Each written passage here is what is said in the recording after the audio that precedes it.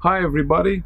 As you may already know, all my professional activity right now is based online, so I don't have to be in a specific place for my business to work. I can be anywhere as long as I have a laptop and an internet connection.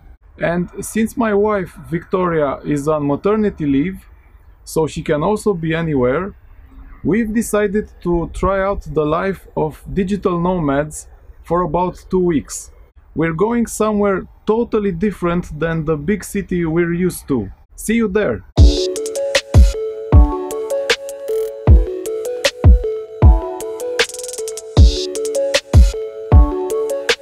Welcome to Ozunca-Băi, population 58, a small village in the mountains of eastern Transylvania. Although we're in Romania, most people speak Hungarian here, and they call it Uzonkafürdö. We're staying at a house about 1 mile away from here. Let's go! A 40-minute drive brought us at least 40 years back in time. Here there's no running water, no gas pipes, no sewers.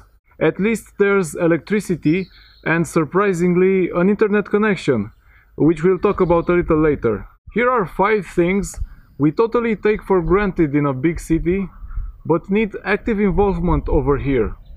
Number 1. Running water. The water we use for cooking, washing dishes or washing ourselves comes from a well. Usually 2 buckets are enough for a whole day.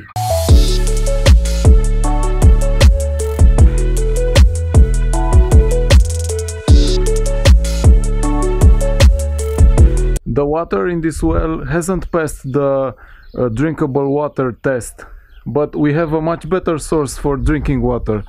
More about this a bit later.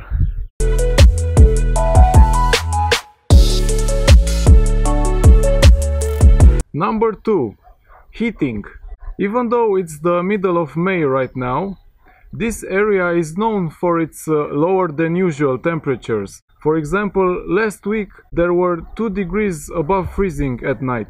All heating is done through wood stoves like this one, and we have to cut the wood ourselves. This is good physical exercise, just like carrying the water buckets. And it may also help with anger management, which many entrepreneurs need.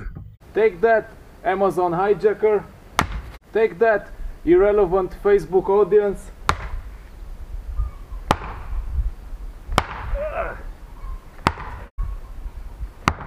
Number 3. Cooked food. The nearest restaurant is about 10 miles away, so eating out or ordering food is out of the question. We have to cook our own food.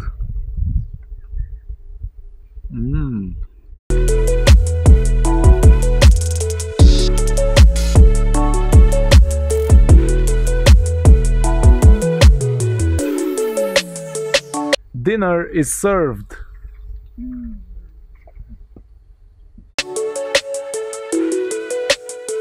Number 4. Toilets. There's no sewer here, so we have to use an outhouse, which of course is way less convenient than having a regular toilet in your house.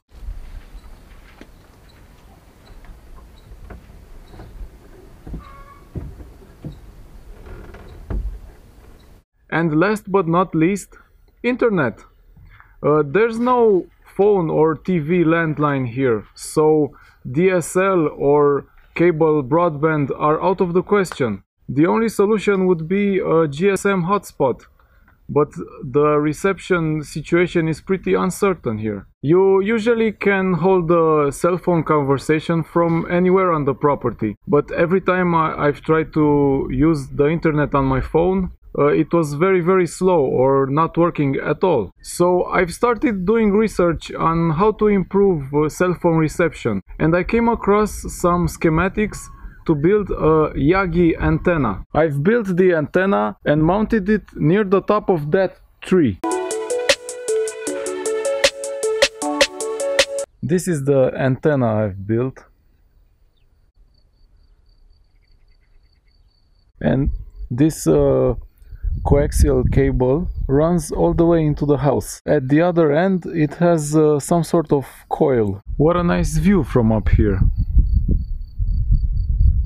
In theory, by placing the phone next to this wire, you should see an improvement in reception in seconds. Unfortunately, I've spent a whole day tuning the antenna and trying out different solutions without any real result. It was here in this room that I noticed spikes in my cell phone reception without using any antenna. I've pinpointed the spot with the best reception in the room, which is exactly near this window, around where this bag is right now.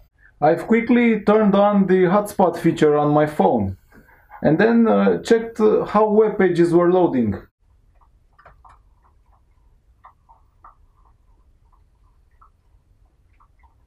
I've noticed that web pages were loading pretty fast, so then I did a speed test.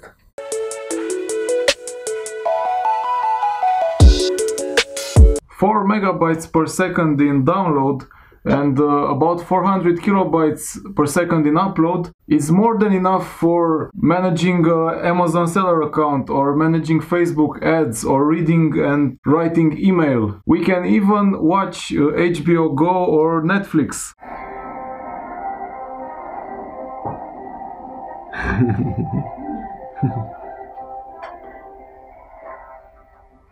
So ever since then, my phone hasn't left this bag right here. Of course, we don't just work here. We take a walk every day.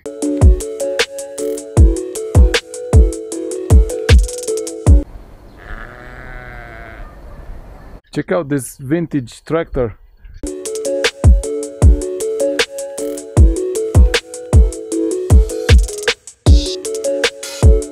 Sometimes we go to a mineral spring where we get our drinking water from. There's also a unique swimming pool over there.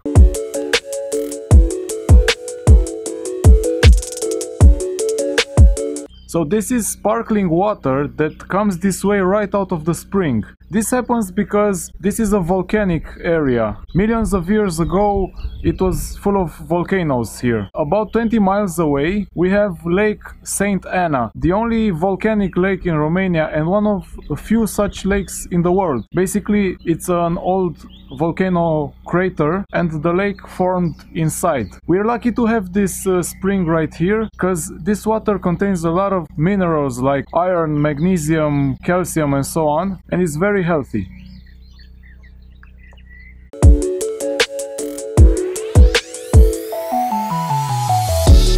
This swimming pool is filled with mineral sparkling water coming from that spring. The color, the weird color that you see is because of the iron content of the water. The water has a constant temperature of about 16 degrees centigrade, so it's pretty cold. But something happens chemically when you enter the water that makes you able to stay inside, even though it's cold. And in the evening, I try to get in the cabin fireplace mood.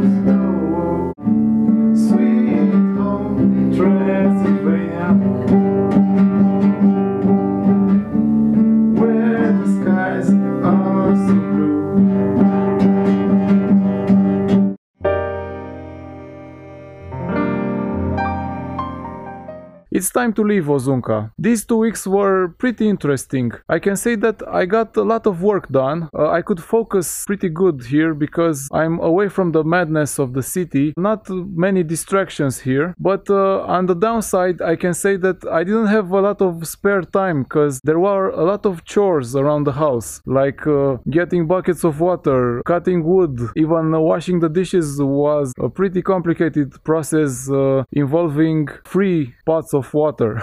So in conclusion, I wouldn't move here permanently because it's pretty isolated, and especially as an entrepreneur, I need to meet people, and it's pretty hard for them to come here. I could, however, see an alternating schedule, like 1 month here and 1 month in the city. Thanks for watching, make sure to subscribe and check out my other videos too. Bye!